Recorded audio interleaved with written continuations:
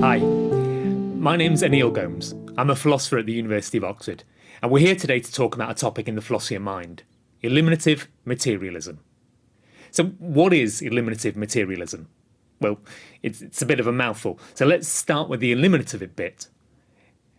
To eliminate something is to say that it doesn't exist. So you can think that atheists are eliminativists about God. They say that God doesn't exist. And maybe hardcore determinists are eliminativists about free will. They say that free will doesn't exist. Now, given that we're talking about a topic in the philosophy of mind, you can guess that eliminative materialists want to eliminate something in the philosophy of mind. And in particular, they want to eliminate the mind.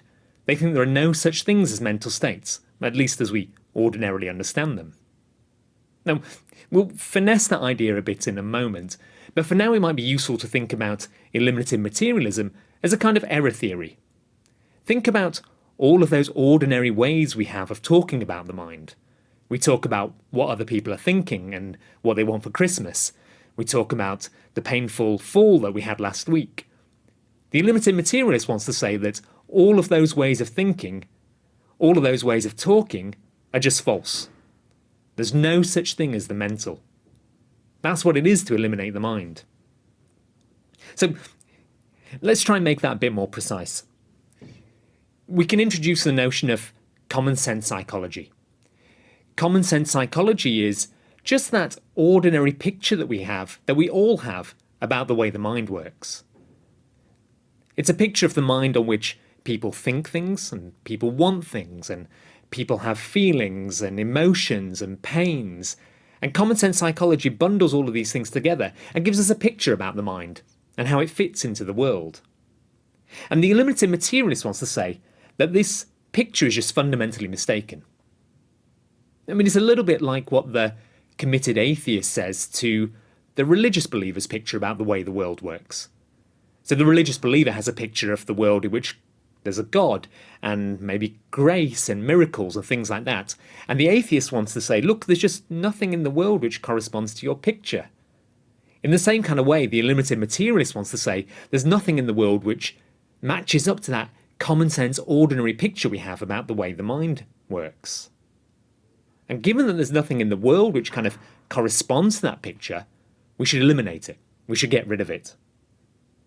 Now, that's the basic view, right? But of course, there are all kinds of ways in which we can make that more complicated.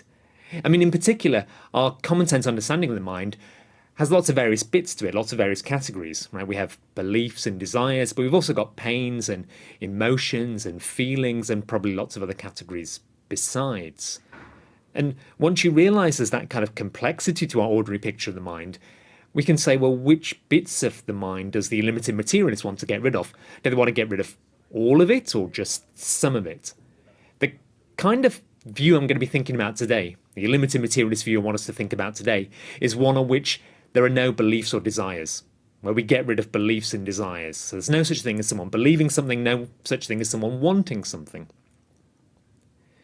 An interesting question for you to think about is whether the kind of arguments we're going to be looking at today carry on over to the other bits in the mind, right? Or whether they only apply to beliefs and desires, what philosophers sometimes call the intentional mental states. Okay, but our focus today is going to be on eliminative materialism, understood as a claim that there are no such things as beliefs and desires. Now, that's a really radical claim, right? It's not hard to get yourself into the kind of frame of mind when you could wonder about whether trees exist or whether tables exist, right? But the eliminative materialist wants to say that the mind doesn't exist, right? People don't believe things. There are no beliefs, there are no desires. And when you have a radical claim like that, you really need to look closely at the arguments for it to think about whether they're any good. So that's what we're going to do today, right? Look at some of the arguments for the view.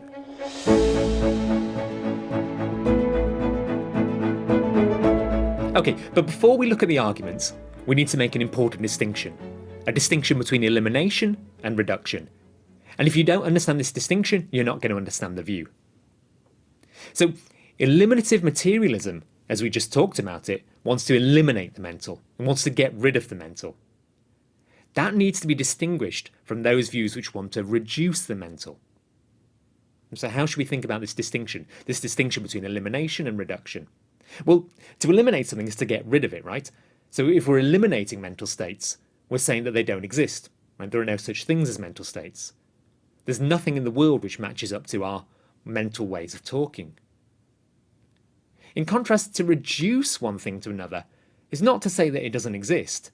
It's to say that we've just found out something about its nature. So, say you're the kind of person who thinks that mental states are identical to brain states. Well, that's a perfectly respectable view in the philosophy of mind. That's not a view in which we're eliminating mental states. Say you think that all there is to believing something is to be in a particular kind of brain state. You've not eliminated beliefs. You're just saying that beliefs are just identical to brain states. Beliefs still exist. It just turns out that they're brain states of a certain sort. So those kind of reductionist pictures in the philosophy of mind don't eliminate beliefs. They just say that they're identical to something else. So reduction and elimination need to be really kept apart. Elimination is the much more radical idea that there are no such things as beliefs and desires, that we have to get rid of them completely. Now, in practice, it might be hard to figure out whether a particular view is reducing something or eliminating it. But the reason that it's important for you to keep hold of this distinction is that there are lots of reductionist views in the philosophy of mind. Right? Some people think that mental states are just brain states. Other people think that mental states are just complex functional organizations of matter. Right? There are lots of different views you might hold here. The eliminative materialist wants to go a step further and say, it's not that beliefs are identical to brain states. It's not that they're identical to functional states of a certain sort. Beliefs just don't exist. That's the kind of radical view that we want to consider. And you can only really understand it if you keep that distinction between elimination and reduction firmly in mind.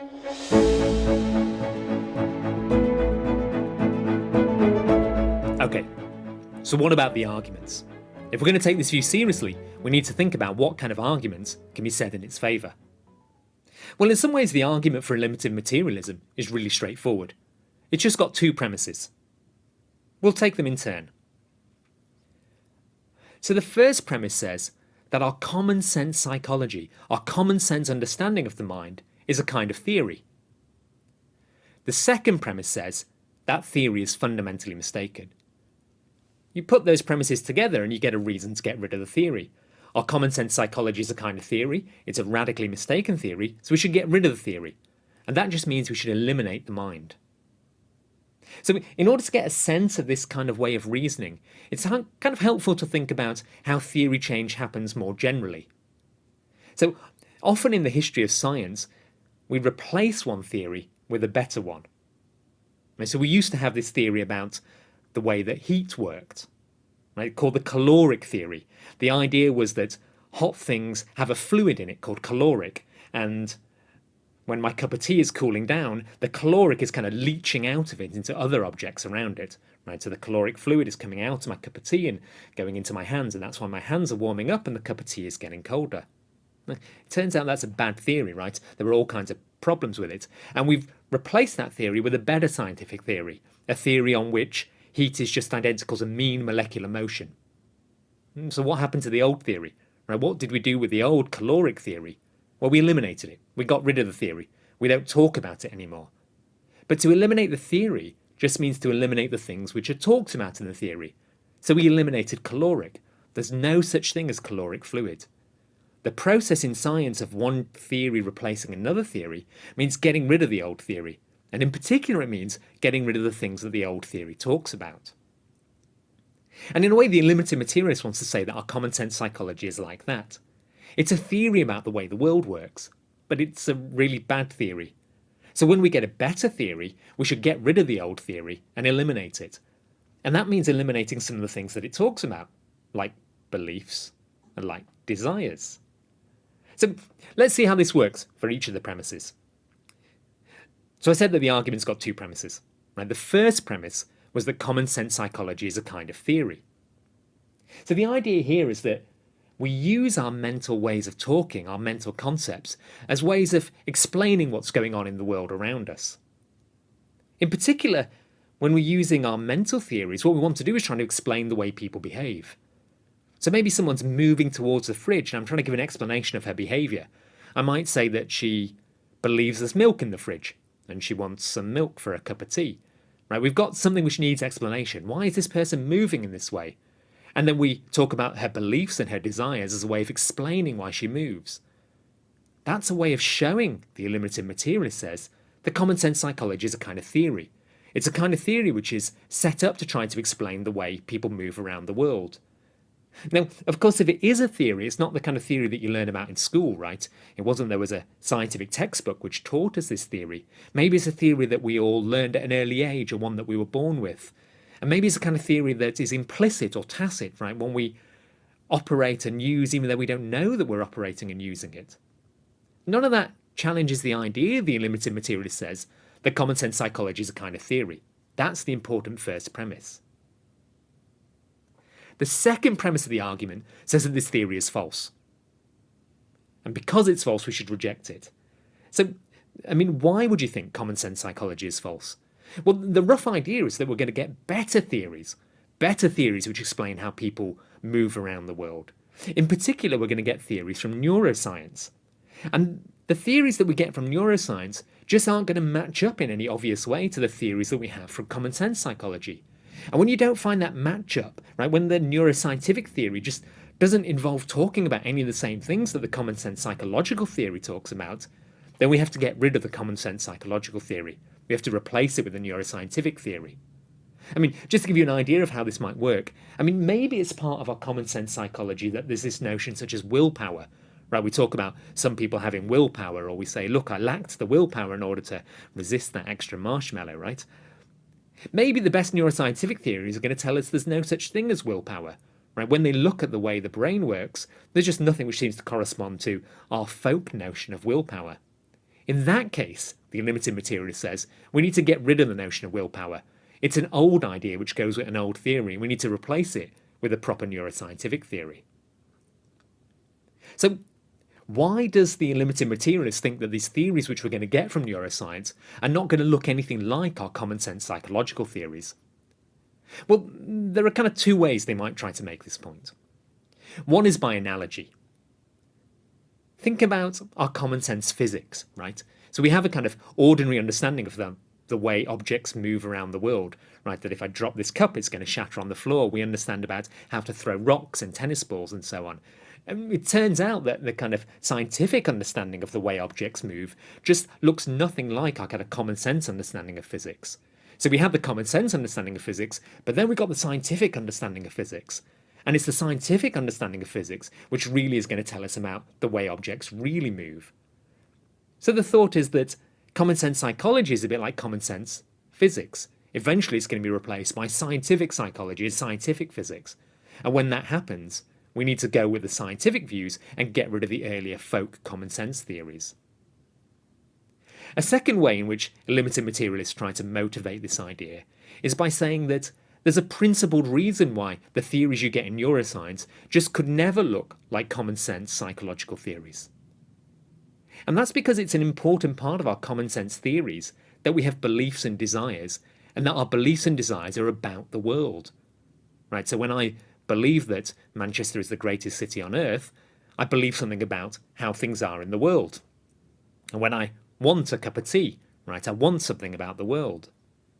Philosophers sometimes put this by saying beliefs and desires are intentional states. They're states which are about things. But the eliminative materialist might say, the theories which you get in neuroscience are just not about anything in the same way. The things that neuroscience talks about, neural states, just can't be about things in the way that beliefs and desires are about things. So the kind of things you're going to find in your best neuroscientific theories are just not going to match up to the kind of things that common sense psychology talks about. So we got a rough sense of the view, and we got a rough sense of the argument for it. Eliminative materialists want to say there's no such things as mental states. In particular, the view we're thinking about says there are no such things as beliefs and desires. And the argument has these two claims, that common sense psychology is a kind of theory, and that theory is radically false. What should we say about this argument?